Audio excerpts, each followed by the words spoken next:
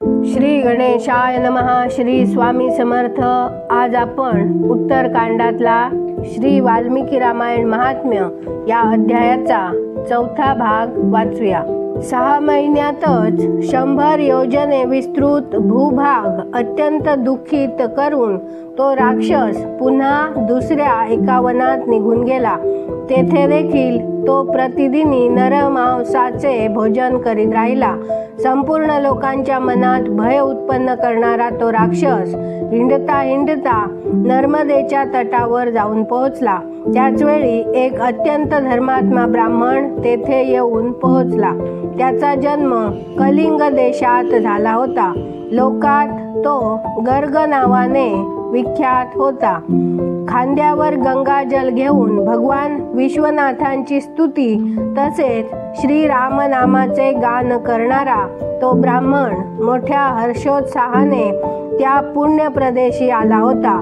गर्ग्य मुनींना येताना पाहून राक्षस सुदास म्हणाला, चला भोजनाची सोय झाली म्हणायची. असे म्हणून आपल्या दोन्ही भुजा वर करून तो मुनींकडे निघाला. परंतु त्याच्या तोंडून उच्चारले जाणारे भगवंतांचे नाव ऐकून तो दूरच उभा राहिला. त्या ब्रह्मर्षीला मारण्यास असमर्थ ठरलेला राक्षस मग त्याला म्हणाला, ही तर मोठीच आश्चर्यकारक घटना आहे. भद्र महाभाग, तुमच्यासारख्या महात्म्याला नमस्कार असो. तुम्ही जे भगवन नामाचं स्मरण करता आहात तेवढ्यानंच राक्षस देखील दूर पळून जातात. मी पूर्वी कोटी सहस्र ब्राह्मणांना भक्षण केलं आहे. ब्रह्मन, तुमच्यापाशी जे नामरूपी कवच आहे तेच राक्षसांच्या महान भयापासून तुमचं रक्षण करतात. तुमच्याद्वारा केल्या गेलेल्या केवळ नामस्मरणानं आम्हा राक्षसांना देखील परम शांतीची प्राप्ती झाली. हा भगवान अच्युतांचाच अगाध महिमा आहे.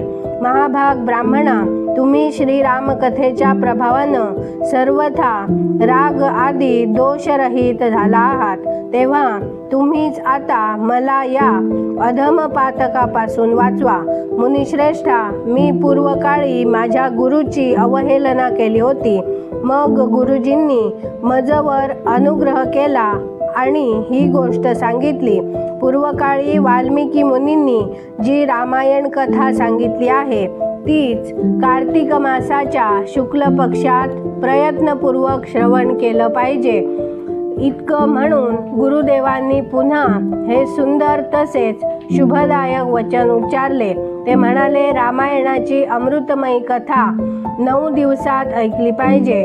जेव्हा संपूर्ण शास्त्रांची तत्व जाणणाऱ्या महाभाग ब्राह्मणा, तुम्ही मला रामायण कथा ऐकवू या पापकर्मापासून माझं रक्षण करा. नारद म्हणाले, त्यावेळी तिथं राक्षसाच्या मुखातून रामायणाचा परिचय तसंच श्रीरामांच्या उत्तम महात्म्याचं वर्णन ऐकून द्विजश्रेष्ठ गर्ग्य आश्चर्यचकित झाले. श्रीरामांचं नावच त्यांच्या जीवनाचा आधार होता. ते ब्राह्मण देव त्या राक्षसाविषयीच्या दयेनं द्रवित झाले आणि सुदासाला म्हणाले, राक्षसेंद्रा, महाभागा, तुझी बुद्धी निर्मल झाली आहे. यावेळी कार्तिक मासाचा शुक्ल पक्ष चालला आहे. यात रामायणाची कथा ऐक. राम भक्तिपरायण राक्षसा, तू श्रीरामांचं महात्म्य श्रवण कर. श्रीरामचंद्रांच्या ध्यानात मग्न राहणाऱ्या मनुष्यांना इजा करण्याचं सामर्थ्य कुणाच्या बरं अंगी असेल. जिथं श्रीरामांचा भक्त आहे तिथं ब्रह्मा, विष्णू आणि शिव विराजमान आहेत. तिथंच देव, सिद्ध तसंच रामायणाचा आश्रय घेणारी माणसं आहेत. म्हणून या कार्तिक मासाच्या शुक्ल पक्षात तू रामायण कथा ऐक. 9 दिवसांपर्यंत ही कथा ऐकावी असं विधान आहे. म्हणून तू सदैव सावधान राहा. असं म्हणून गर्ग्य मुनींनी त्याला रामायण कथा ऐकवली. कथा ऐकताच त्याचे राक्षसत्व दूर झाले. राक्षस भावाचा परित्याग करून तो देवांसारखा सुंदर, कोट्यवधी सूर्यांसारखा तेजस्वी आणि भगवान नारायणासारखा कांतिमान झाला. त्या आपल्या चारी भुजात शंख, चक्र, गदा आणि पद्म घेऊन तो श्रीहरींच्या वैकुंठधामी निघून गेला. ब्राह्मण गर्ग्य मुनींची वारंवार प्रशंसा करीत तो हरिमंदिरी गेला. नारद म्हणाले, विप्रवरा, तेव्हा तुम्ही देखील रामायणाची अमृतमयी कथा ऐका. ही खरं तर नित्य ऐकण्यासारखी आहे, परंतु कार्तिक महिन्यात हिचा महिमा विशेष आहे. रामायणाच्या नावाचं केवळ स्मरण करण्यानंच मनुष्य महापापातून तसंच समस्त पापांमधून सुद्धा मुक्त होऊन परमगती प्राप्त करून घेतो. मनुष्य रामायण या नावाचा जेव्हा एकदा देखील उच्चार करतो तेव्हा तो समस्त पापांमधून मुक्त होतो आणि शेवटी विष्णुलोकी जातो.